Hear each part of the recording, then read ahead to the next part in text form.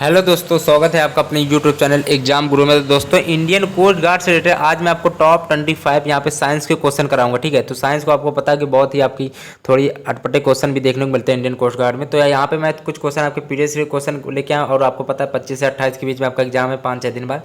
तो उसी के बेस्ड में ये कि इंपॉर्टेंट क्वेश्चन अभी यहाँ पे कुछ ऐड किए हैं। ठीक है, प्रीवियस के भी क्वेश्चन पेपर है, तो यहाँ पे 25 क्वेश्चन देखने को मिलेंगे। वीडियो आप स्टार्ट करते हैं। चलो भाई, पहला प्रश्न यहाँ पे दिया गया है। और भाई देखो, साइंस और जीके इससे पहले करा दिया, अगर आपने नहीं देखी तो इसको जाकर देख लेना। चैनल सब्सक्राइब नहीं किया तो कर लेना। ठीक है, निम्नलिखित में से कौन सा मनुष्य के लिए आर्थिक रूप से महत्वपूर्ण है? पहला नंबर प्रश्न है, तो बताइए जरा। तो शायद देखो, ये थोड़ी आपको क्वेश्चन शायद नहीं आता होगा, तो इसको पढ़ लेना। ठीक है, एपिस इंडिका होता है।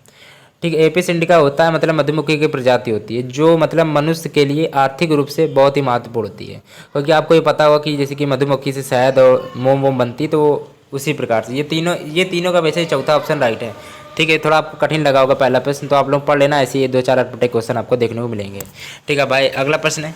चलो भाई, दूसरा प्रश्न दिया गया, निम्नलिखित में से कौन सी असली धातु है? कौन सी धातु है मतलब एक प्रकार से। तो दूसरा नंबर प्रश्न का सी ऑप्शन, जो लेड होता है, लेड को सीसा भी कहते हैं। ठीक है, और प्रतीक चिन्ह उसका पी भी होता है। ठीक है, तो ये आपकी एक धातु है। ठीक है, और रासायनिक प्रतीक मैंने बता दिया। ठीक है, पी भी होता है इससे। ठीक है, चलो भाई, तो यही आपकी है धातु है, असली धातु। और ये जो असली धातु मतलब ये होता है कि ये धातु है, ये कार्बन और जो ब्रोमीन सल्फर होते हैं वो आपके मिश्र धातु होते हैं।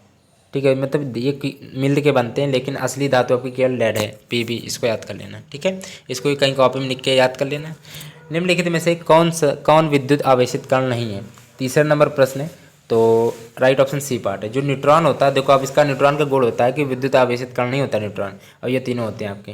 न्यूट्रॉन के अंदर आवेशित कण नहीं होते हैं, विद्युत आवेशित कण। ठीक है, अब अगला प्रश्न है, चौथा नंबर है, निम्नलिखित में से कौन हाइड्रोजन का समस्थानिक है? चौथा नंबर प्रश्न है, तो बी ऑप्शन ड्यूटेरियम। ड्यूटेरियम पता होगा आपको क्या होता है, आपने ड्यूटेरियम का ऑक्साइड पढ़ा होगा, D2O होता है, जिसे भारी जल भी कहते हैं। ठीक है, तो निम्नलिखित में से हाइड्रोजन का समस्थानिक आपका ड्यूटेरियम होता है, इसको पढ़ लेना। अगला प्रश्न देखते हैं, कार्बन मोनोऑक्साइड एवं हाइड्रोजन के मिश्रण को क्या कहते हैं? पाँचवा नंबर प्रश्न है, राइट ऑप्शन इसका बी पार्ट, वाटर गैस कहते हैं।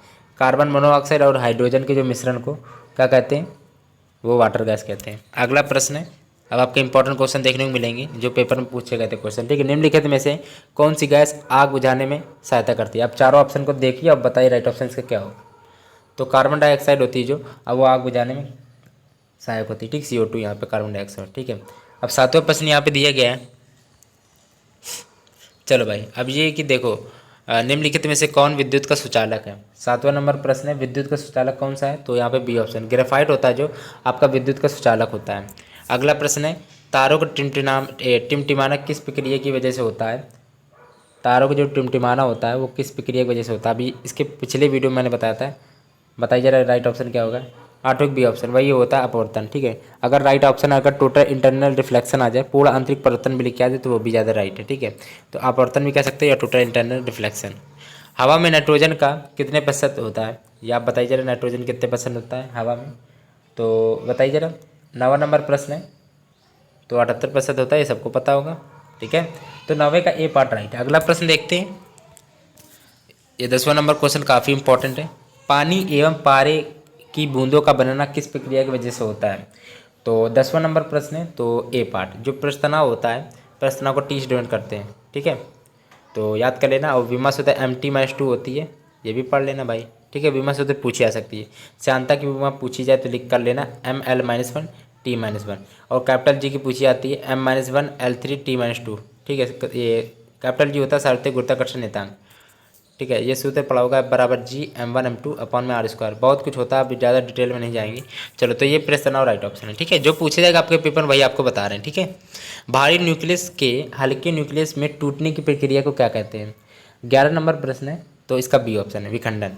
ठीक है, अब टूटने की प्रक्रिया विखंडनी तो हो जाएगी। ठीक है, अगला प्रश्न है, निम्नलिखित में से किस वैज्ञानिक ने खोज की कि एक विद्युत आवेशित चालक के चारों ओर चुंबकीय बल उत्पन्न होता है? ये तो सबको पता होगा, किसने कहा था?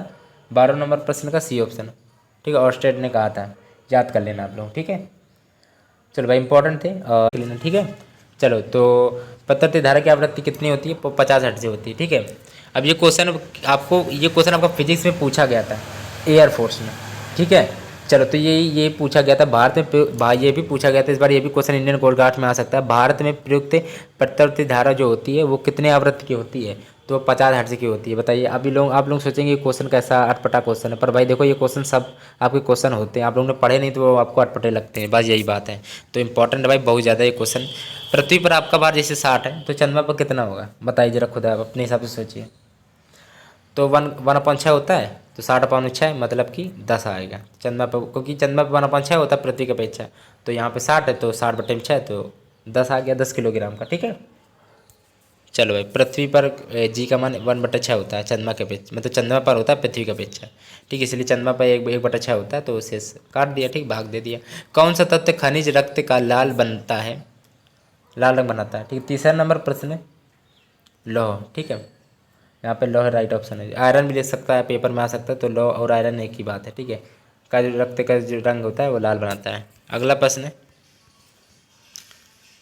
क्योंकि यह तत्व होता है जो, ठीक है, यह तत्व जो होता है मतलब लाल रक्त जो कणिकाएँ होती हैं जो आरबीसी, ठीक है, तो उसमें मतलब वस्तु जो हीमोग्लोबिन होता है उसके निर्माण में सहायक देता है। ठीक है, इसीलिए आपका जो लौ कह सकते हो या आयरन भी कह सकते हो। ठीक है, इसीलिए उपयोगी तत्व होता है ये।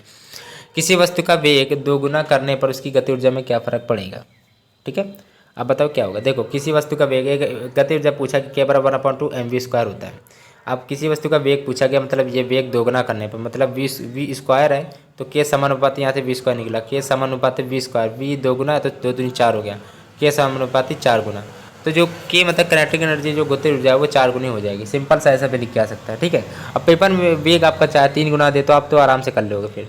ठीक है, 6 गुना फिर हो जाएगा, शायद नहीं 3 तय 9 होता, फिर 9 गुना हो जाएगा, 2 दूनी 4 तो 4 गुना हो गया। ठीक है, 4 गुनी। अगला प्रश्न है, चीनी को अल्कोहल में परिवर्तित करने के लिए किस प्रक्रम का नाम है? बताइए। छठा 5वां नंबर प्रश्न है, तो सी ऑप्शन किण्वन। ठीक है, अगला प्रश्न है, चलो भाई, छठा नंबर प्रश्न है, 5वें नंबर ध्यान रखना। ठीक है, चीनी को जो अल्कोहल में परिवर्तित करने की जो प्रक्रम होता है वो किण्वन कहलाता है। सूर्य के सतह का तापमान कितना होता है? ये क्वेश्चन आपने पढ़ा होगा। ठीक है, छठा नंबर प्रश्न है, तो राइट ऑप्शन इसका सी, 6000 डिग्री सेल्सियस होता है। सूर्य के जो सतह का जो तापमान होता है दोस्तों वो आपका 6000 डिग्री सेल्सियस होता है। जब प्रकाश एक माध्यम से दूसरे माध्यम, एक प्रकाश जैसे है कि एक माध्यम से दूसरे माध्यम जब जाता है, ठीक, प्रवेश करता है तो अपने मार्ग से विचलित हो जाता है। इस प्रक्रिया को क्या कहते हैं? 7वां नंबर प्रश्न है, राइट ऑप्शन इसका बी पार्ट है, अपवर्तन कहलाता है। ठीक है, अपवर्तन कहलाता है, याद कर लेना। ठंड की सुबह जब हम घास पर पानी की बूंदें देखा होगा, ओस पड़ी रहती है ठंड के समय में, तो सुबह टाइम में, तो यह किसके कारण होता है? बताइए। 8वां नंबर प्रश्न है, तो सी ऑप्शन संघनन के कारण होता है वो। ठीक है, याद कर लेना भाई, संघनन के कारण होता है। जो आपकी वो पानी की जो बूंद है वो ओस के कारण दिखाई देती है वो घास पे। ठीक है, तो संघनन की प्रक्रिया होती है। ठीक है, इसको याद कर लेना। ठीक है, ये भी है कि थोड़ी दूसरी भाषा में कहें, याद कर लो, नहीं तो ऐसे होता है। देखो, वाष्प होती है ठंडी हवा के संपर्क में जब आती है, ठीक है, जैसे कि वाष्प होती है वो ठंडी हवा के जब संपर्क में आती है तो संघनित हो जाती है। संघनित होकर तरल अवस्था में जब बन जाती है तो वो घास के ऊपर पड़ जाती है, मतलब घास में दिखती है, आपको नजर आती है। ठीक है, वही टाइम है सुबह सुबह। अगला प्रश्न है, 9वां नंबर प्रश्न है, किस भौतिक प्रक्रिया की वजह से कीट पतंगे पानी की सतह पर चलते हैं? देखा होगा। 9वां नंबर प्रश्न है, तो यहाँ पे बी ऑप्शन प्रस्तनाव। ठीक है, प्रश्न यहाँ पे राइट ऑप्शन है। ये कि देखो, आपको साइंस में ये है कि जितने साइंस में आपको पूरे नंबर लाने हैं और जीके में पूरे नंबर लाने। मैं आपको साइंस और जीके पूरी कंप्लीट करा के चल रहा हूँ, तो आपको पूरे मार्क्स लाने। ठीक है, तो ये कि अगर कोई दिक्कत हो रही तो साइंस सब कुछ प्रैक्टिस आप देखते जाइए। ठीक है, क्योंकि आपको कोई जो क्वेश्चन आपको अटपटे लगते वो क्वेश्चन आपने पढ़े नहीं होंगे तभी आपको अटपटे लगते। ठीक है, तो सारे क्वेश्चन पढ़ के जाइएगा, मैं सब कुछ धीरे धीरे पढ़ा रहा हूँ। ठीक है, तो इसलिए चैनल से जुड़े रहना। ठीक है, इसलिए आपको कराते रहेंगे सब कुछ प्रैक्टिस है। ठीक है, जल्दी जल्दी देखते रहना बस। निम्नलिखित में से कौन सूर्य के प्रकाश को सीधे विद्युत ऊर्जा में सूर्य के प्रकाश को सीधे विद्युत ऊर्जा में कन्वर्ट करता है? 10वां नंबर प्रश्न है, अब बताओ राइट ऑप्शन क्या हो जाएगा? तो भाई आपका क्या होगा बताइए जरा। सिंपल सा सोलर सेल होता है जो आपको जो प्रकाश ऊर्जा को विद्युत ऊर्जा में कन्वर्ट करता है। ये पढ़ना पड़ेगा आपको। एक प्रोटॉन एक इलेक्ट्रॉन से कितना गुना भारी होता है? 11वां नंबर प्रश्न, सी ऑप्शन 1840। ये आपको पढ़ना पड़ेगा। ठीक है, इसमें कोई वो नहीं है, इसको आपको पढ़ना पड़ेगा। तो 11वें का सी ऑप्शन राइट है। अगला प्रश्न है, निम्नलिखित में से कौन सा द्रव धातु तत्व है? कौन सा द्रव इसमें है जो धातु तत्व है? धातु है मतलब। तो 12 नंबर प्रश्न है, सी ऑप्शन पारा है। जो आपका पहली बात है द्रव टाइप का होता है पारा। ठीक है, तो ये लिथियम और सीसा और ग्रेफाइट तो होते नहीं आपके पारा द्रव टाइप के, तो पारा आपका जो होता है वो द्रव धातु तत्व है। ठीक है, तो 12वीं का सी ऑप्शन राइट है। अब ये कि यहाँ पे 25 क्वेश्चन आपको दोस्तों देखने को मिले थे, इसका सी ऑप्शन रट लेना, ठीक, याद कर लेना। यहाँ पे 24 क्वेश्चन देखने को मिले थे दोस्तों। वीडियो में अच्छा लगा तो लाइक जरूर कर लेना भाई, ठीक है भाई। अभी तक ये कि एग्जाम गुरु चैनल को सब्सक्राइब नहीं किया तो कर लेना, ऐसे ही वीडियो आपको देखने को मिलेंगे।